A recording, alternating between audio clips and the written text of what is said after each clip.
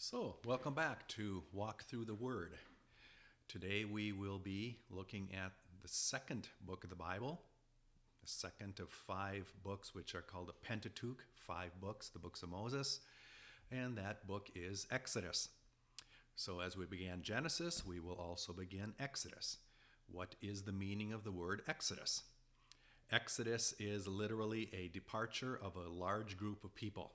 Quite often we say mass exodus, but mass exodus is really a redundancy because exodus means a mass exiting or departure of a group of people, large group of people departing from someplace.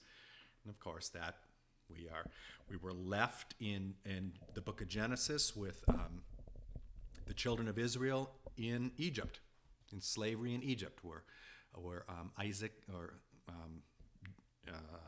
Israel blessed his sons, and they were there, left in Egypt. Joseph was buried, and there they are.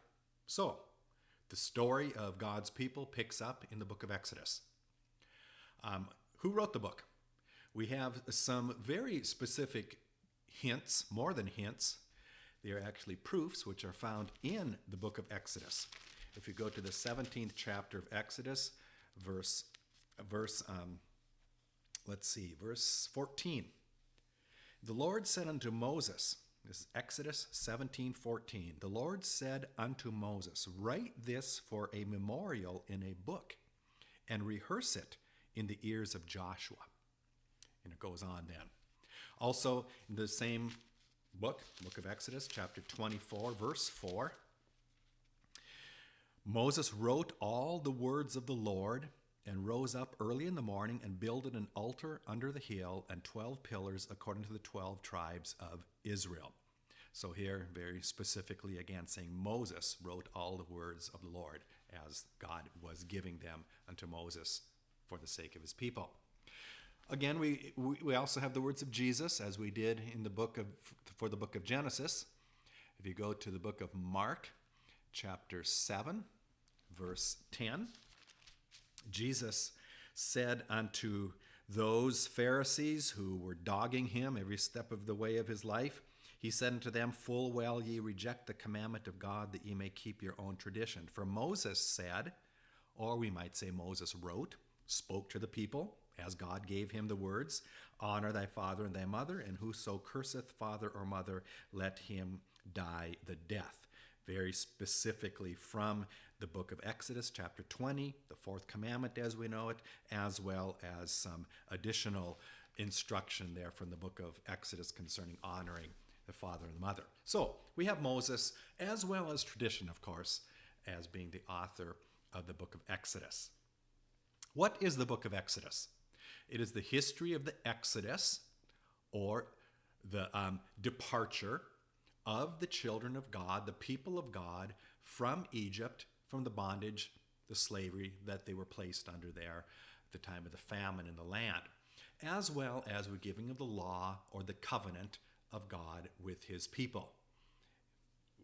It's an action-packed book, as Genesis was filled with action from the beginning to the end. Likewise is Exodus. It's a book where we would go with our little children or our grandchildren to read to them some of the exciting stories that are found within the Bible. That's the book of Exodus. The history of the Exodus of Egypt with God's people, as well as giving the law and the wandering in the wilderness. Where?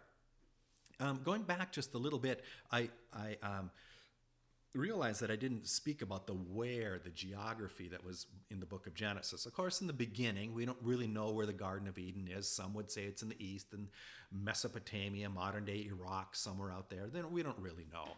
But of course, we do know that Abraham was called out of Ur of the Chaldees in the east and brought to the land of Canaan, modern-day Israel, the Holy Land, we might call it, where he was given the land by God. And of course, then the slavery in Egypt, and then going back and the wandering in the wilderness, which we are going to be taking up now in the book of Exodus. So it begins in Egypt.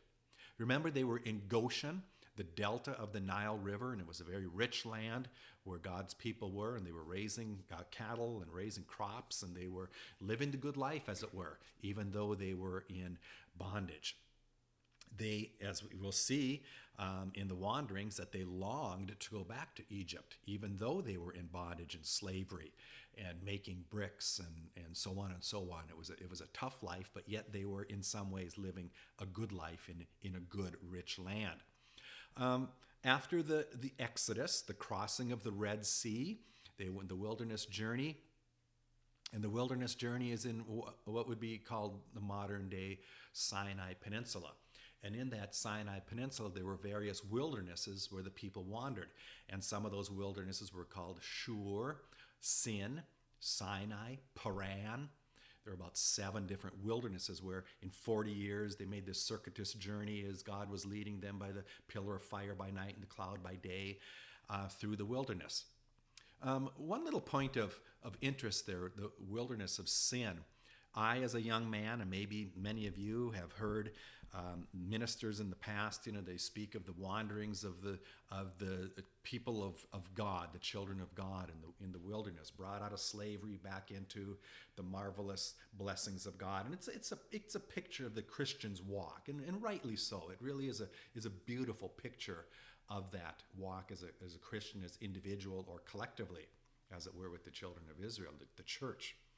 We might apply it to that. But they would say something about the wilderness of sin. And as we are wandering around, in sin and so on, being the effects of sin and committing sin or omitting the sins of commission, sins of omission, the life of a Christian. Well, wilderness of sin is just a place name.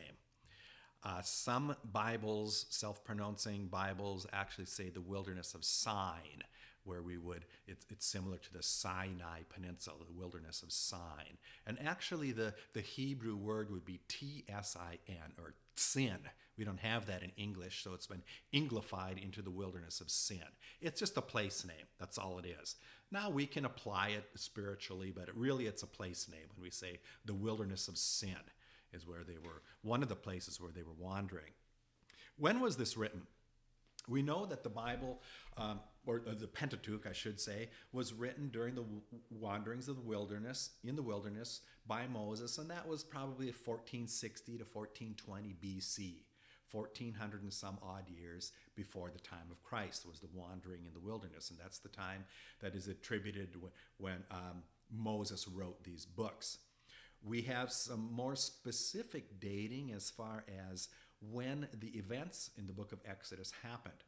And these are the experts that have spent all of their life dating the Bible. So all I'm going to do is ride on their coattails. And one of those people that I have ridden on the coattails of, I mentioned last episode, was Edwin Reese. He compiled what we have the chronological Bible. And I've just been using his dates just for consistency, because there's inconsistency within different teachers and commentators on dates in the Bible.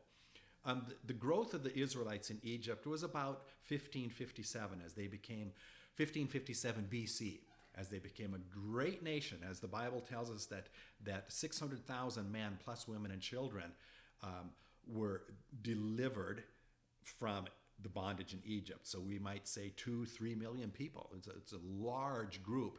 If you think of the number of people, the children of Israel who went down into Egypt and began their life, their 400 and some years of bondage there in Egypt. So it went from some less than 100 people, I think we can even count them, 60 some people or something like that, to maybe 2 or 3 million. So they multiplied great in size. We talked a little bit about that. Abraham, that his descendants would be as the stars of the sky and as the sands of the sea. This was happening now in Exodus. The birth of Moses, 1543 BC. We see that in the 2nd chapter, the book of Exodus, we are introduced to Moses, 1543 BC. And they wandered in the wilderness until 1462. 1462 is where they began their wandering, all the way to 1422, the 40 years of wandering in the wilderness. So this is 1400 BC, the events of the book of Exodus. Why was this book written? Well, obviously it's written for an account of the children of Israel, why they would then, remember last segment we talked about the day of Passover, as the young person in the Jewish home would ask of the elder, what is so special about this night? And they would then recount the events of the Exodus, and specifically the Passover that they would celebrate in perpetuity, continue it on till the end of time. So it's an account of the life of the children of God, the children of Israel, but it is also applicable for us as Christians. The law came by Moses, grace and truth by Jesus Christ. We see in Moses a picture of Jesus, or a type of Jesus, as he delivered the people from bondage back into the liberty that we have, of course, in Christ Jesus. As the whole subject of salvation, soteriology means deliverance. So we see in Moses a great deliverer who delivered the people from bondage back to the promised land, the picture of a Christian or the church as a whole. So it has great application for a Christian. The law was added because of transgression, the law which brings us to the knowledge of our sin. All of these things happen now in the book of Exodus. So just a brief rundown now on the events of the book of Exodus. We could spend, of course, as long as it would take to read the book of Exodus to actually explain what happened in the book of Exodus. But we'll just pick a few of the high points as we go through. And I don't mean there's low points in the word, but you know what I mean. Okay, the first chapter is the life of the Israelites' slavery in Egypt. It is an account of how difficult it was, as I said earlier, but yet they had many blessings as God had given them a rich land, but yet they were slaves, and they were having to build bricks. There's many historians who say that the great edifices, the pyramids or whatever in Egypt, were made by the slavery of the Israelites.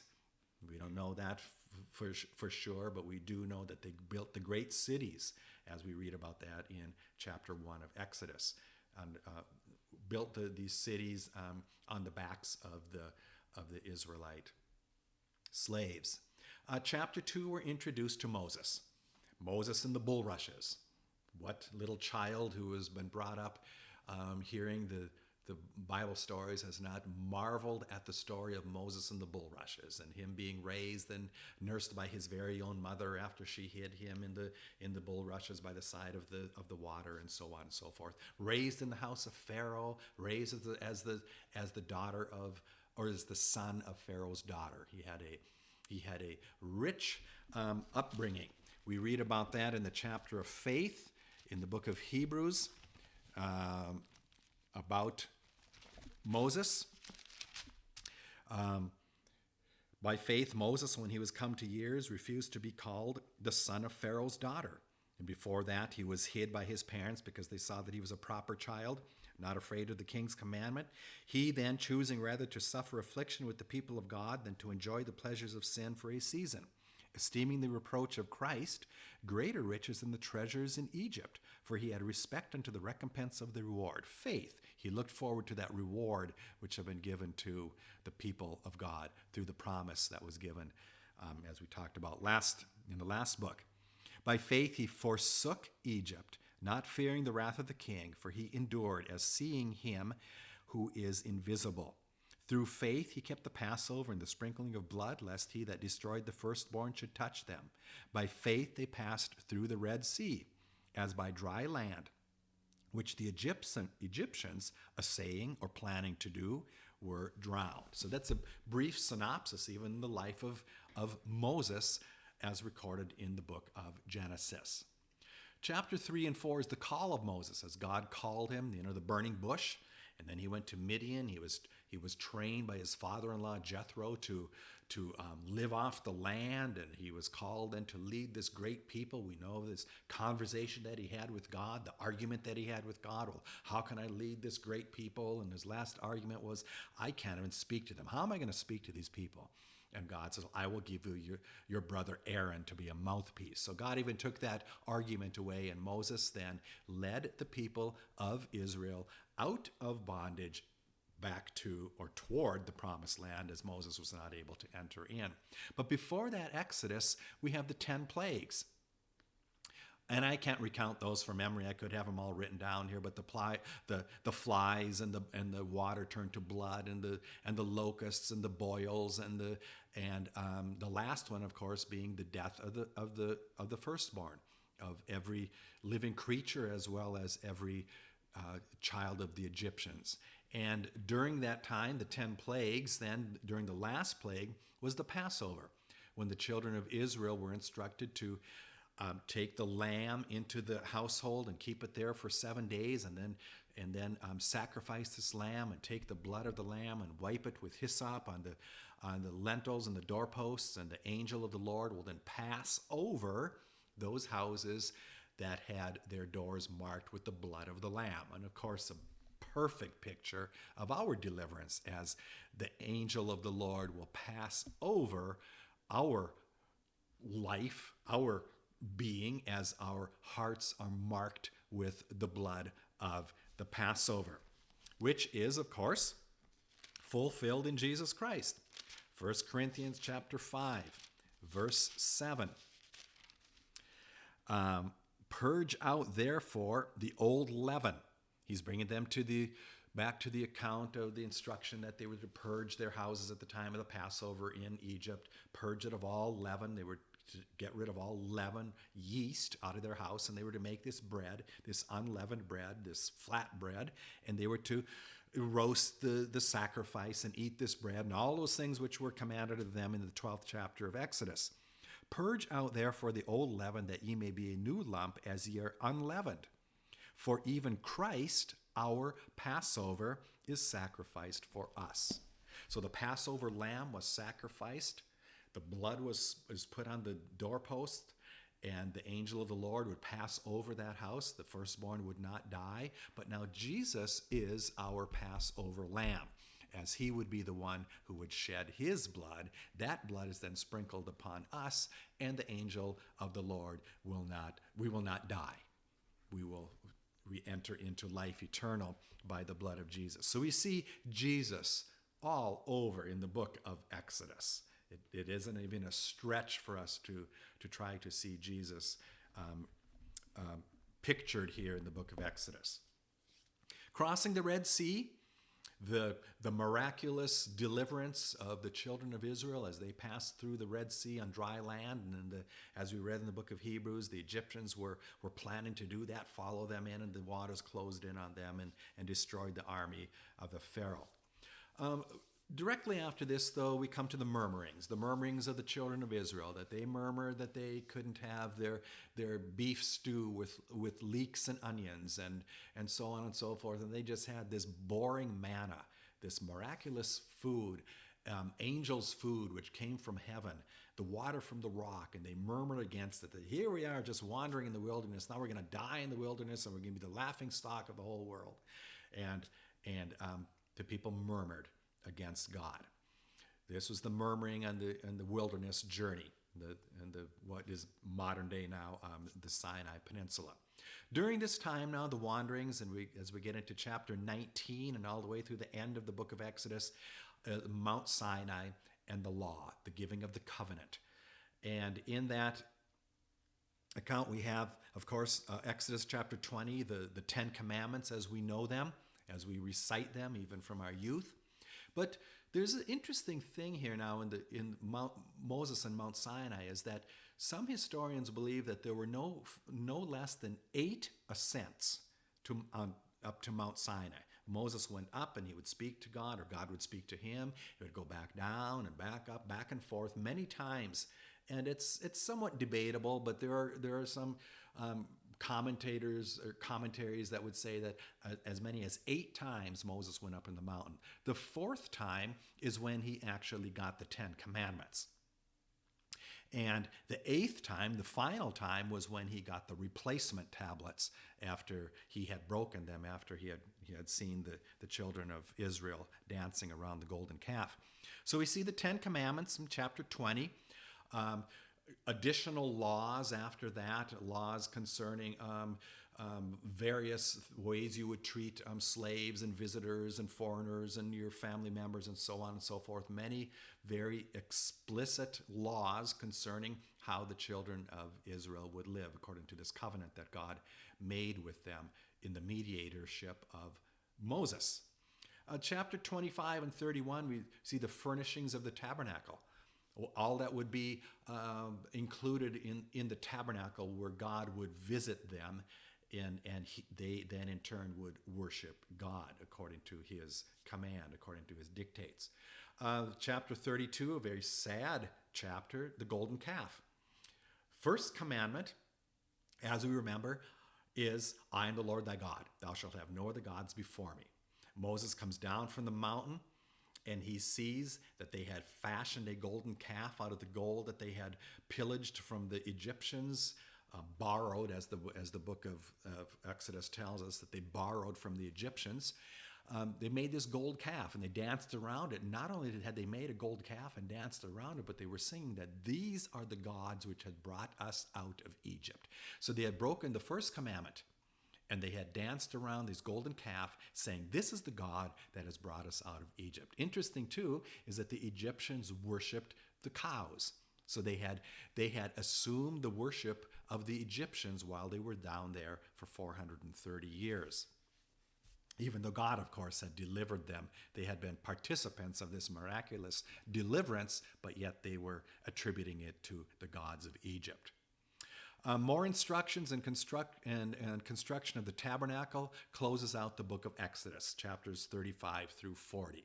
The tabernacle, which means tent, where God would visit them in this tent, which they would raise as the pillar of fire would cease from moving or the cloud would cease, and then they would raise this tabernacle and they would worship God there in the wilderness. That brings us to the end of the books of Exodus, a very event and fact-filled book in the Bible. So, until next time, as we get into the 3rd book, Leviticus, may God richly bless you as he has all of us, as we walk through the word, the gift that God has given unto us. May God richly bless you in Jesus Christ, our Lord.